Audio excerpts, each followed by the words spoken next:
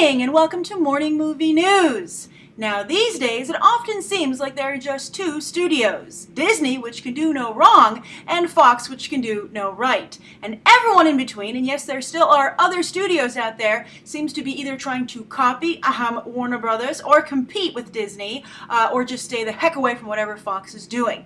And I mention Warner Brothers because when another studio does tend to grab some headlines away from those two, Disney and Fox, it is Warner Brothers, particularly at the end of 2013 when they ended up being the surprise box office winner worldwide, having the biggest haul of 2013.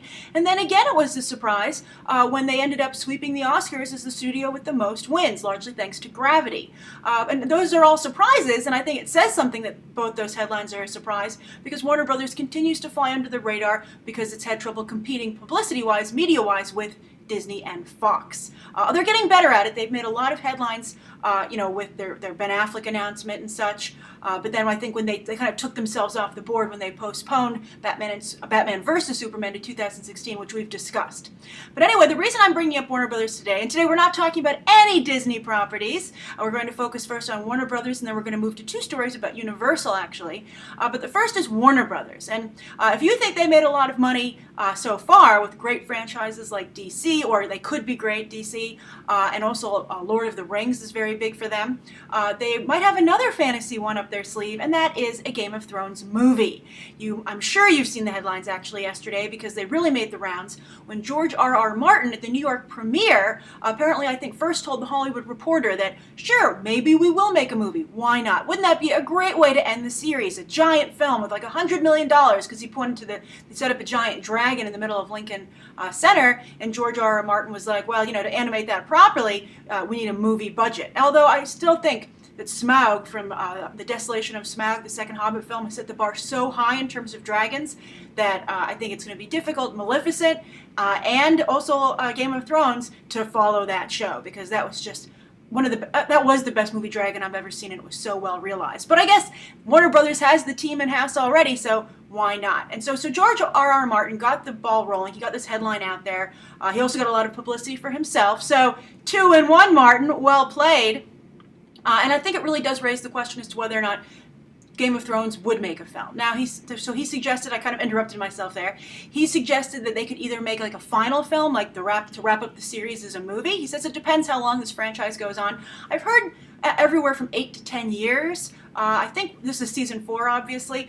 There's a Vanity Fair article out right now. It's the cover story of a recent issue of Vanity Fair, if not the current issue. I'll try and put a link to it below in the video description, of a really great behind-the-scenes story of how Game of Thrones came to be, and how it talks about, and I think it's very open, refreshingly open, about the mistakes they made and the setbacks they had. For instance, Game of Thrones might have debuted in 2011, but I thought it was interesting that this was something that the writers started to work on, who became the showrunners and got the show at HBO, all the way starting in 2006. So that's 5 years of trying to get the show off the ground. So it's not only is it interesting for Game of Thrones fans, but I think it's an interesting behind-the-scenes look at the business of, epic television, these big event series that cable television is so dominating in.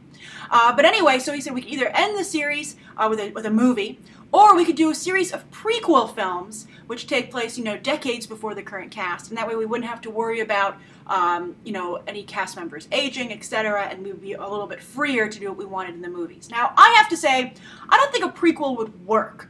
And I think that's because Game of Thrones is one of the few I think this is what ideally happens. But I mean, we've seen other big, special effects franchises be able to rely just on the story, and they can recast their characters. For instance, the X-Men, they're able to recast, this is a younger version. You can recast James Bond. We're all debating whether or not you can recast Indiana Jones or Han Solo. But I think that a big strength of Game of Thrones is its cast, particularly Peter Dinklage, Lena Headey, even Jack Gleason, I believe his name is, who plays King Joffrey. I mean, the list goes on and on. It's a really good cast, and I think that part of people's love for the show is watching what happens to those characters. I mean, I think you couldn't have had a reaction to the Red Wedding like people had if they didn't care about those characters. They didn't care about Ned Stark in the first series. So I think that to try and do a Game of Thrones series, I don't think the brand on its own is strong enough perhaps introduce all new characters in a movie setting. Maybe down the line, maybe if you're talking 15, 20 years after, the series has been put to sleep for a while and then people just miss it so much, they're like, we'll take what we can get. But I think the idea of a Game of Thrones movie without Peter Dinklage, in short, sorry, bad pun, I think is just inconceivable to me. But I do think a movie might be viable. And I would love to see a Game of Thrones film. I mean, they spend a lot of money on this series as it is, but to see them really cut loose would be interesting. But I think there are some potential pitfalls that maybe won't make it not work. Like, for instance, one of the strengths of Game of Thrones is that it has so much time to play with in each season. They're not going to be able to make a really long, movie, obviously. I mean, some people watch Game of Thrones each season as a film, but like a 13, 14-hour movie. And so it would be interesting to see if this kind of storytelling could be condensed to like a 2-hour film that would satisfy fans' itch, and what are they going to do? Make a trilogy that they release all at once? Like, would that be a new thing? Binge movie going? Just watch every movie one day after the other. Just come to the theater for 3 days. I would kind of be totally into that. My other concern, though, is will people watch this movie in theaters? Game of Thrones is the most pirated television show certainly on right now, I think potentially ever. So I think piracy would be a big problem. But that's also partially HBO's fault because it's a subscription channel. You have to be subscribed to it. I think that they're playing around with the idea of making HBO Go, their online service, which is only available to subscribers right now, available at a separate rate to people who don't subscribe to the actual television channel. I think that could really go a long way in combating their piracy problems, but so far they haven't done that. But Game of Thrones has a very big problem with piracy, so I wonder if that would plague the film as well. Also, while it has a very big audience, there's still a number of people who haven't seen Game of Thrones. So would they be able to jump into a movie? Could you start a movie that, I think, that's so important and so relies so heavily on, the continuity and, the universe of what's happened already? How would you be able to catch everybody else up without insisting they watch the series? Now, of course, that would be great. Everyone would have a great time, and I would highly recommend they do that. But that's a tall order to ask. It would be almost like saying if you wanted to go see, let's say, The Hunger Games, you needed to have read all the books first, or like a whole other set of books. And I think I really am a strong believer that movies shouldn't have homework. That you should be able to walk into any movie, even a sequel, even like a third film, and pretty much pick up where you left off. I mean, of course, there'll be added layers that you'll get to enjoy if you've seen the other the first films and such, but every film should to some degree stand on its own. So I do worry about whether or not they could bring in any new audience members. Also, when movies make a ton of money at the box office, it's because people see them multiple times. So my question is, would people see a Game of Thrones movie in theaters multiple times? I've never gone back and watched any Game of Thrones episodes after I've seen them. I mean, I love them. I look forward to them. They're really some of the best entertainment around, but I've never gone back and rewatched them. I'm curious, does anyone here, do any of you go back and watch old Game of Thrones episodes now?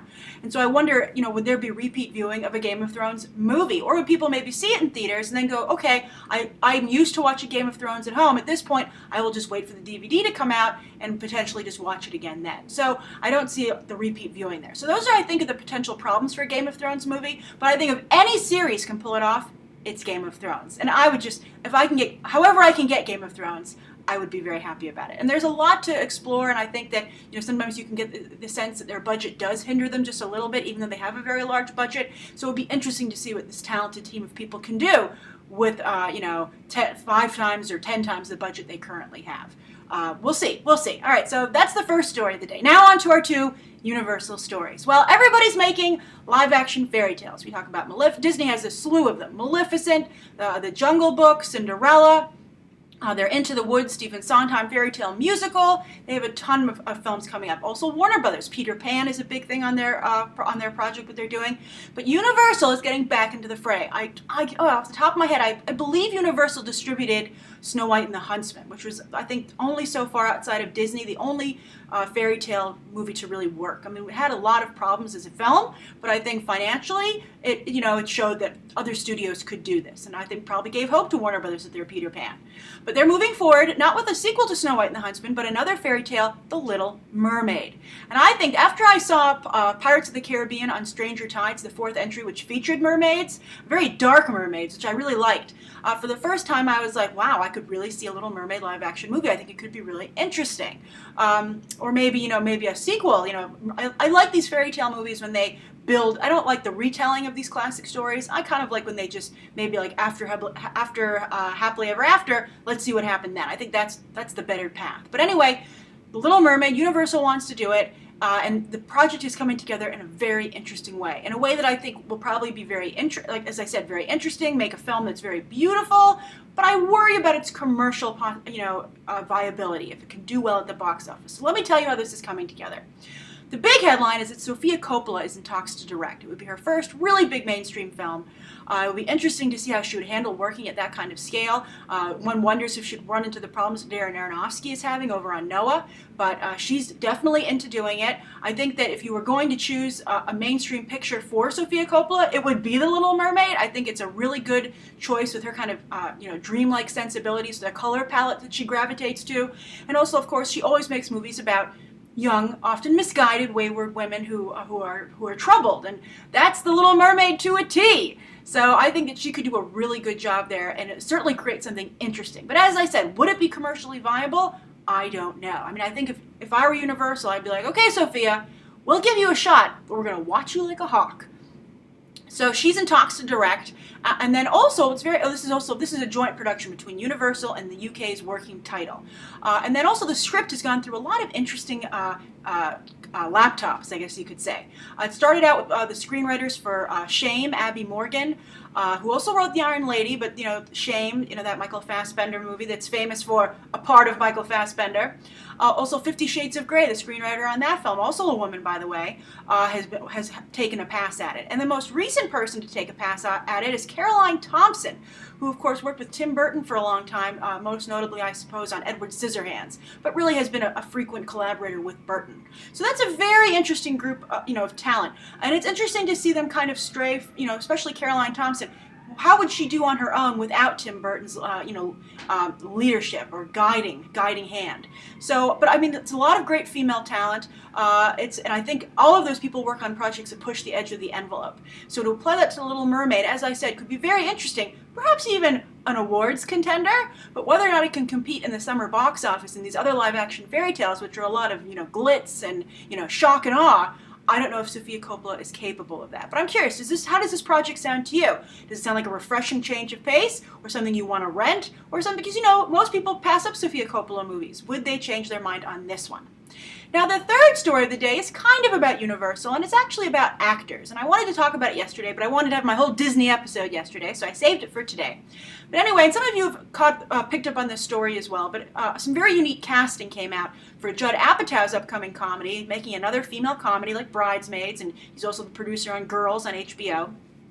And so Judd Apatow, I can't remember. Did I mention in the Game of Thrones that I felt Warner Brothers would get the Game of Thrones movie because they own HBO? I don't know if I went into that. I'm sorry. That's what I got distracted for a minute. All right. So anyway, Judd Apatow at Universal, he set up this comedy with Amy Schumer to star, and it's called Trainwreck. And it really made a lot of headlines earlier this week because of the cast he's putting together. Now, Amy Schumer was already attached as the lead. Bill Hader and Brie Larson were also attached. But then he had a slew of casting announcements for a really interesting ensemble. Barkhad Abdi, that's fantastic. We all know that he could use the money. He's unfortunately having a lot of financial difficulties, so I think it's really great that Judd Apatow stepped up and gave him a job. Everybody else has been shaking his hand, but he really needs another gig in Hollywood. So Judd Apatow, it looks like he's giving it to him. John Cena, that's interesting. Tilda Swinton. But then the other person was Ezra Miller. And I was like, Ezra Miller, I'm so happy to hear that you're working. He's actually also, I think, Madame Bovary, something like that, is in the can. He's working on something else, I believe. But, this is somebody who really made a really splashy debut, also opposite Tilda Swinton, who, she's in talks for this Trainwreck film. But he and Tilda Swinton were in the film We Need to Talk About Kevin. Phenomenal film. I highly recommend that you watch it if you have not. It is really good, and I thought it was one of those films that was robbed during its own award season. So he was the star there. He had a very difficult role to play, and I think he really did it very well. And also, for those of you who've seen The Perks of Being a Wallflower with Logan Lerman and Emma Watson, Ezra Miller rounded out that trio and also brought a lot of personality and warmth to that. And in that film, he kind of does an homage to the Rocky Horror Picture Show, dressing up in drag a la Tim Curry, and he's very good. And it made me think to some degree that he was like the next Tim Curry. And I felt bad for a while. I actually got the chance to interview Ezra Miller on a New York screening for The Perks of Being a Wallflower. He's a really nice guy, and I think he's such a great talent. But I'd forgotten about him. He'd fallen off my radar, and I suspect he fell off a lot of people's radars. And then it occurred to me that the person who might have pushed him off of everyone's radar and taken his place in the Hollywood landscape is Adam Driver. And I'd be very curious. They both have a little bit of a similar vibe, whereas, Ezra Miller, I believe he an openly gay actor, I think. He plays a lot of, gay roles.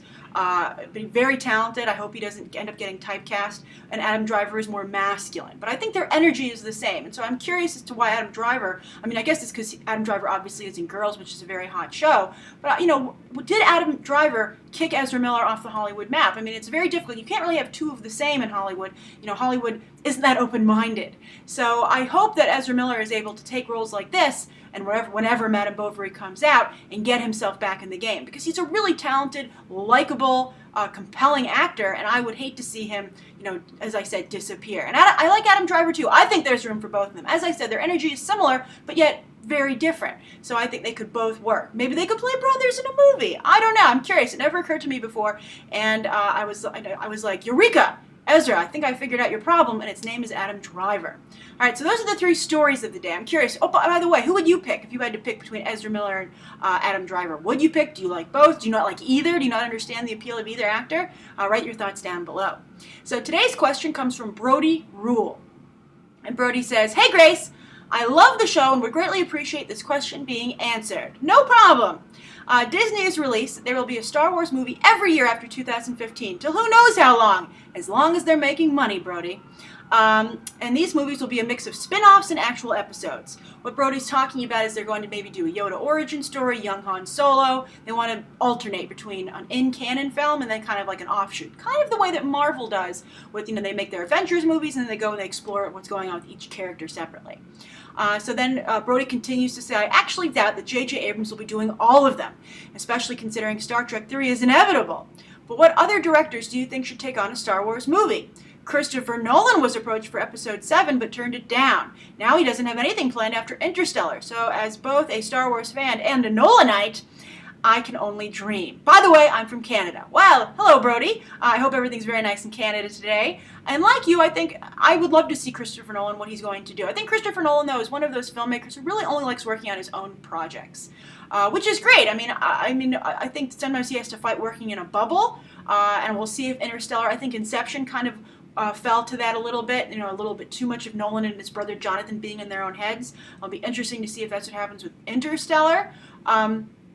But I think that he definitely is a talented filmmaker, and the question is, does he want to play the Hollywood game, or he's so successful at this point, does he want to just, kind of Kubrick it up and be his own little empire, which he totally could at this point. I also, by the way, as many of you often say, Christopher Nolan, with any actor or any talent, he has more than enough money now that that's no longer something that he has to be concerned about. He can do what he pleases. So the question is, what kind of career does he want to have? Does he want to be, making headlines, in the forefront, or as I said, does he want to have his own little bubble universe that pleases his Nolanites, and that's all that he cares about?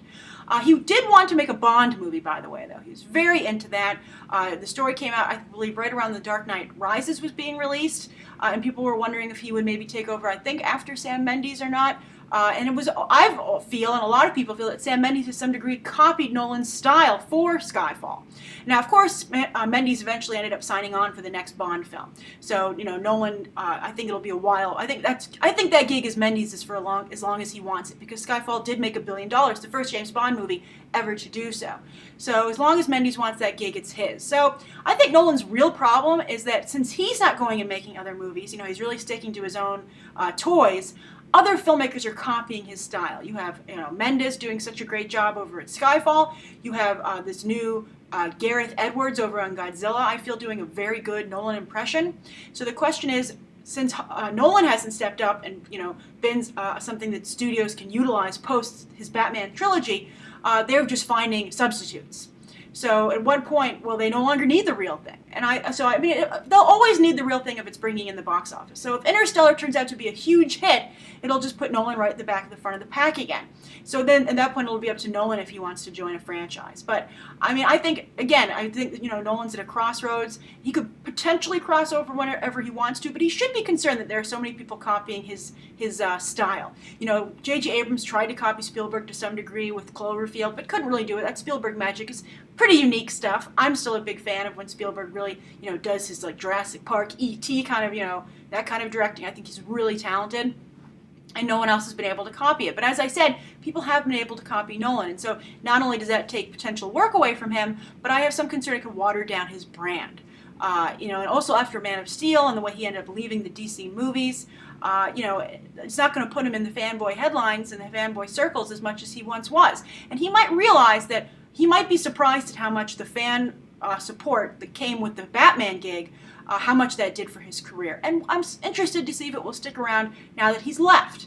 And he's also trying to build his own little mini talents with Transcendence, of course. That's the Wally Pfister directed film that Nolan is producing, and Pfister is Nolan's longtime DP, so he's letting Wally Pfister copy him. That's like their kind of joint idea. But we'll just see what happens. I think Nolan's in a very interesting place, and I think he's going to have to find out what's real with his fandom, what's not, what's there for the long run, what was just there for Batman. And I think he probably has some tough decisions in front of him after Interstellar. And again, as I said, the box office will play a big factor there. So I'm curious to how you guys feel. Do you miss Nolan? Do you want to see him on another franchise? Do you think Nolan should be allowed to do whatever he wants? Do you have a lot of faith in Interstellar? And do you want to see Nolan back on a big franchise? Write your thoughts down below. Thank you to everybody who tuned in today. And you can check out some more episodes right now.